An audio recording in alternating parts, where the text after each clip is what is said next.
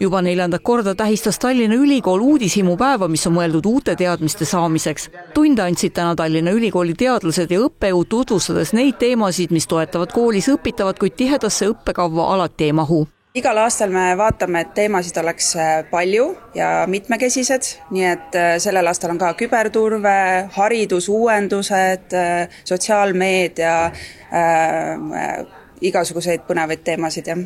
Ülikool on lubanud ka seda, et te vaatate sisse nendesse teemadesse, mida võib-olla kooliõpikutes ei ole, et kas see on nii?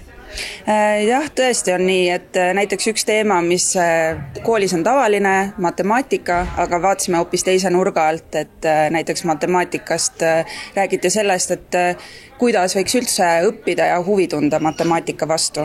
Noori, kes uudishimupäeva Tallinna Ülikoolis veetsid, olid paljudest linna, aga ka lähipiirkondade gümnaasiumidest. Kindlasti on noori noori informeerida ja siis seda teadmist levitada.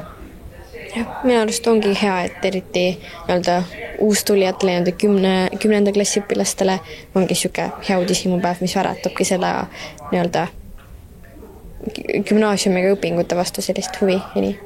No te olete juba hommikul kella 10 siin, et mis need huvitavamad teemad on täna olnud?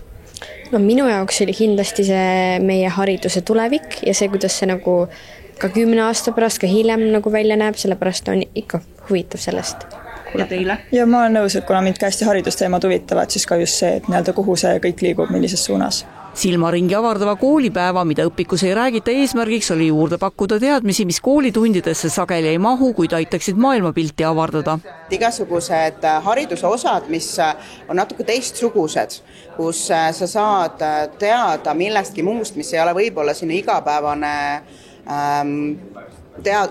tund, et ma arvan, see aitab alati kaasa sellele, et sul tekib natuke laiem maailmapilt ja annab sellele võib-olla traditsioonilise haridusele natukene vürtsi juurde. Ma leian seda, et õpikud on ka hästi olulised ja see baas peab all olema, aga ma väga loodan et täna siis õpilased saavad siin juurde seda, mida tavaliselt klassitunnis ei räägita. Alar Karis ise väisas aga hoopis Maa- ja Ruumiametit, et näha, kuidas Eestimaad mõõdistatakse ja seejärel maakaarte tehakse. Ma julgen enda kohta väita, et ma olen ikka väga uudishimulik, et ma olen teadlane olnud, järelikult see uudishimugeen on olemas. Olen mitmeid ametit pidanud, järelikult ka uudishimu on olemas, et mida üks või teine amet siis kaasa toob. No ma arvan, kõige suurem üllatus minu jaoks on, et see esiteks niisugune amet on olemas nagu Maa- ja Ruumiamet ja et ta paikneb täpselt siin, kus ta on, kuigi ma tean, et minnakse uude majja varsti ja tingimused paranevad veelgi. President sai ka ise käed külge panna. Stereoprillide abil lisas riigipea Eesti kaardile väikese täiustuse. Kadrioru lossipargist puudu olnud purde.